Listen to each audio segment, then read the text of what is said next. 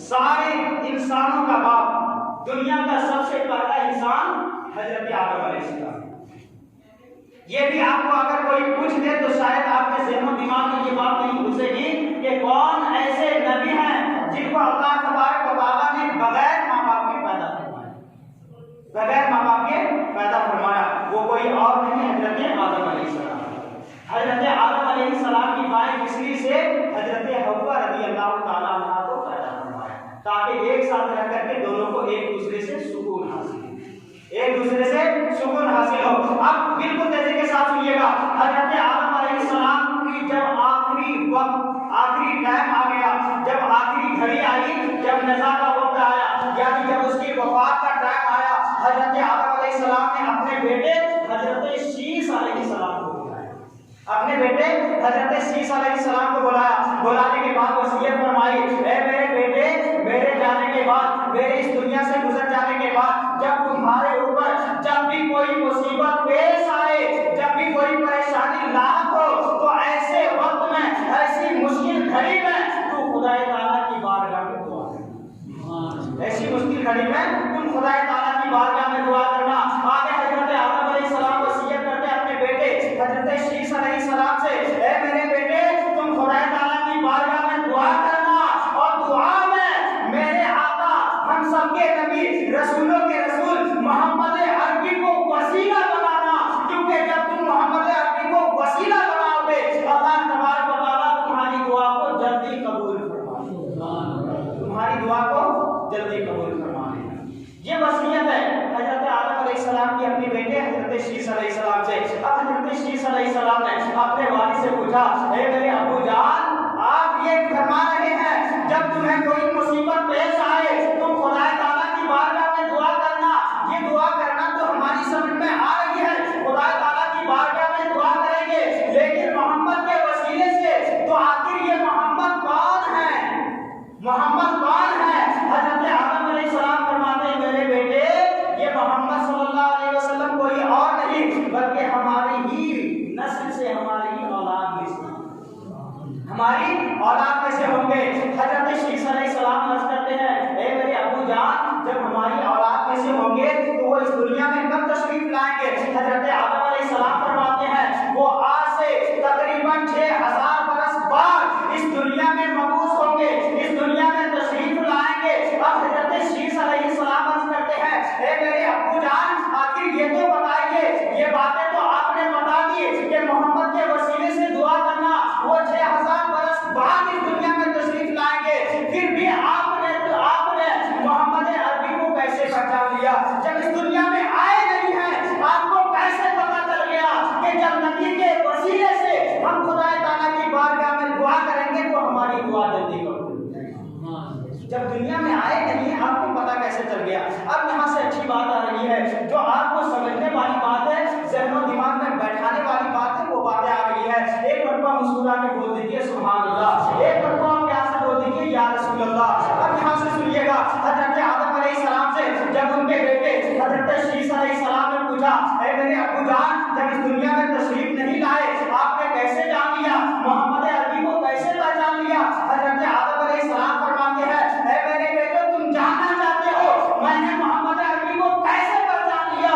तो लो सुनो, जब अल्लाह तबारक व तआला ने हमें पैदा फरमाया और तुम्हारी माँ हजरत हव्वा को पैदा फरमाया, दोनों को जन्नत में रहने का हुक्म दिया। सारे लोगों को मालूम है हजरत आदम और हव्वा जन्नत में रहे, जन्नत में रहे। अल्लाह तबारक व तआला ने उन्हें जन्नत में रखा।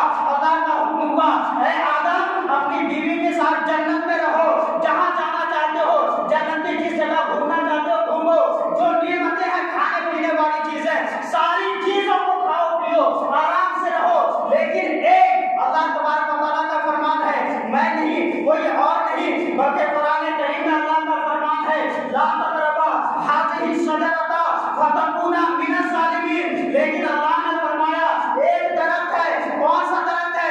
गंदम का दरख्त है, तुम इस दरख्त के करीब मत जाना, वरना तुम ज़ालिमीन में से हो जाओगे, तुम ज़ालिमीन में से हो जाओगे।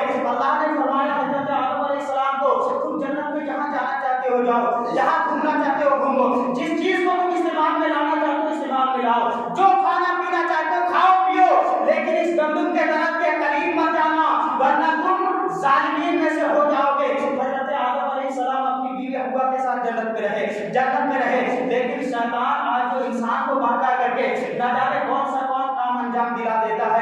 तभी शैतान हजरत आदम अलैहिस्सलाम के पीछे भी पड़ा। शैतान ने भगाया, शैतान ने कहा ए आदम, अल्लाह तबारक व तआला ने तुम्हें इस तरह के करीब जाने से मना फरमाया, इसको खाने से तुम्हें मना नहीं फरमाया। बगावत देखिए, वसवसा देखिए, तुम्हें इसको खाने से मना फरमाया, इसके करीब जाने से ना तकरबा, इसके करीब मत जाना, इसके करीब जाने से मना फरमाया, इसको खाने से मना नहीं किया। जबकि अल्लाह तबारक व तआला का फरमान था इसके करीब भी मत जाना, तो खाना तो दूर की बात है, करीब भी जाने से मना फरमाया है। लेकिन शैतान ने किस तरीके से भगाया, इसके करीब जाने से मना किया, खाने से मना नहीं किया।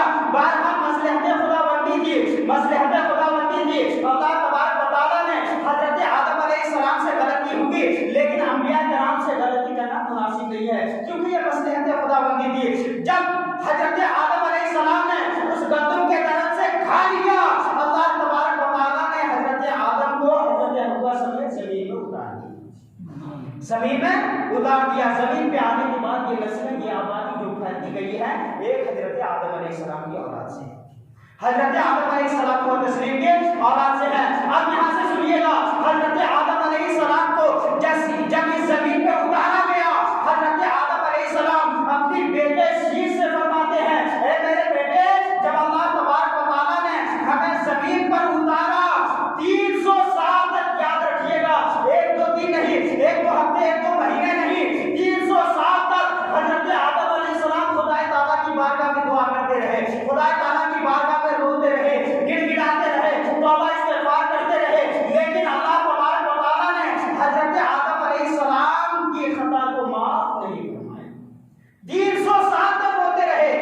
आज हम लोगों को एक टाइम फुर्सत नहीं मिलता, कोई गलती होती है, कोई नमाज छूट जाती है, कोई ऐसे काम हो जाते हैं, चलो खुदा की बारगाह में तौबा करें, इस्तिग़फ़ार करें, खुदा को राजी करें, ताकि यहाँ से जाने के बाद कम से कम दुनिया में जिस तरीके से भी गुजर गया, लेकिन यहाँ से जाने के बाद हमें खुदा ताला को बारगाह में हमें अपना चेहरा दिखाना, हमें अपना मुंह लेकर के जाना। आखिर ये सया हम कैसे लेकर के जाएंगे? कभी हमें रोने की तौफीक नहीं होती, लेकिन हम सबके आबा अजदाद हजरत आदम अलैहिस्सलाम ये खुदा ताला की बारगाह में 300 बरस तक रोते रहे। रोने के बाद जब 300 साल तक रोते रहे, खुदा ताला ने इनकी गलती को माफ नहीं फरमाई। अब हजरत आदम अलैहिस्सलाम अपने बेटे शीश से फरमाते हैं, अब यहाँ से सुनिएगा, आखिरी बात आ रही है, एक बड़का बचन के बोल दीजिए सुभान अल्लाह। हजरत आदम अलैहिस्सलाम अपने बेटे से फरमाते हैं, ए मेरे बेटे, जब मैं 300 साल तक रोता रहा, मेरी खता को अल्लाह ताला ने माफ नहीं फरमाया, लेकिन अचानक अल्लाह ताला ने मेरे दिल में ये बात डाल दी, क्या कि मैं नबी के वसीले से दुआ करूं, हो सकता है मेरी दुआ कबूल हो जाए। अब जब मेरे दिल में हजरत आदम अलैहिस्सलाम के दिल में ये बात आई कि मैं नबी के वसीले से दुआ करूं, हजरत आदम अलैहिस्सलाम फरमाते हैं, मैंने अपने नबी को इस दुआ में वसीला बनाया, जिसको हदीस पाक में इस तरीके से बयान किया गया, या रब्बी असअलुका बिहक़्क़ि मोहम्मद अन तग़फ़िर ली, यानी ऐ मेरे रब्बे करीम, मैं अपने आपके नबी, सारे नबियों के नबी, आपके हबीब मोहम्मद सल्लल्लाहु अलैहि वसल्लम के वसीले से दुआ करता हूं, आप मेरी दुआ को कबूल फरमाएं। अल्लाह तबारक व तआला की बारगाह में जब हजरत आदम अलैहिस्सलाम ने अपने नबी को वसीला बनाया, वसीला बना करके, या रब्बी असअलुका बिहक़्क़ि मोहम्मद अन तग़फ़िर ली, ए रब्बे करीम, मैं मोहम्मद के वसीले से दुआ करता हूं, मेरी दुआ को कबूल फरमा ले। जब अल्लाह तबारक व तआला ने ये दुआ सुनी, अल्लाह का फरमान हुआ, ए आदम, तूने मोहम्मद को कैसे पहचान लिया? तूने मोहम्मद को कैसे पहचान लिया? वो इस दुनिया में आए नहीं हैं, जे तुम्हारे 6000 साल बाद इस दुनिया में आएंगे, तूने मोहम्मद को कैसे जान लिया? और तूने ये कैसे पता कर लिया कि मैं मोहम्मद के वसीले से दुआ करूंगा तो हमारी दुआ कबूल हो जाएगी? कैसे जान लिया? हजरत आदम अलैहिस्सलाम खुदा ताला की बारगाह में अर्ज करते हैं, या रब्बे करीम, जब मैं जन्नत में था, जिस जगह पे मैंने नजर की, जहां जहां की मेरी नजर गई, वहां पे मैंने अपने प्यारे नबी, आपके चहीते नबी, आपके हबीब, सारी जन्नत के दरवाजे पे, जन्नत के दरख्तों के पत्तों पर मैंने मोहम्मद का नाम देखा है। यहाँ तक कि जब अल्लाह तबारक व तआला ने हजरत आदम अलैहिस्सलाम को पैदा फरमाया, जब अपने सरे मुबारक को आसमान की तरफ, अर्शे आज़म की तरफ उठाया, तो अर्शे आज़म में लिखा था, ला इलाहा इल्लल्लाह मुहम्मदुर रसूलुल्लाह सल्लल्लाहु अलैहि वसल्लम। हजरत आदम अलैहिस्सलाम फरमाते हैं, अर्ज करते हैं, या रब्बे करीम, तभी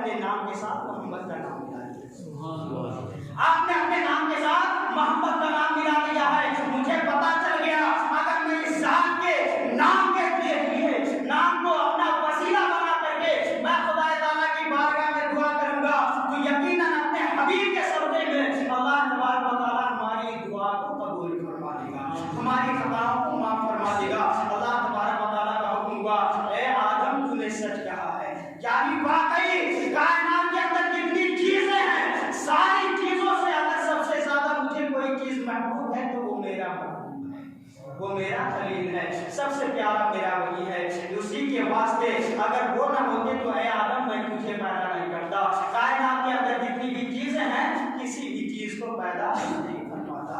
ये है मेरे नबी का सदका। आज हम लोग खा रहे हैं, पी रहे हैं, जी रहे हैं, सारी चीजों को इस्तेमाल कर रहे हैं, ये मेरे आका का सदका है। किस चीज की कमी है? मौला तेरी गली में, दुनिया तेरी गली में, उक़बा तेरी गली में, दुनिया तेरी गली में, उक़बा तेरी गली में। दीवाना कर दिया है, दीवाना हो गया हूँ, देखा नहीं किसी दिन साया तेरी गली में, देखा नहीं किसी दिन साया तेरी गली में। सूरज तजल्लियों का हरदम चमक रहा है, सूरज तजल्लियों का हरदम चमक रहा है, देखा नहीं किसी दिन साया तेरी गली में। बड़ी तेजी के साथ ये बातें मैं तो समझाने के लिए बहुत सारी बातें समझाता हूँ, लेकिन ये सारी बातें सुनने के बावजूद भी हमारे माशरे के अंदर ऐसे कारनामे अंजाम हो जाते हैं जहाँ पे हम लोग रहते हैं, ऐसी बातें ऐसी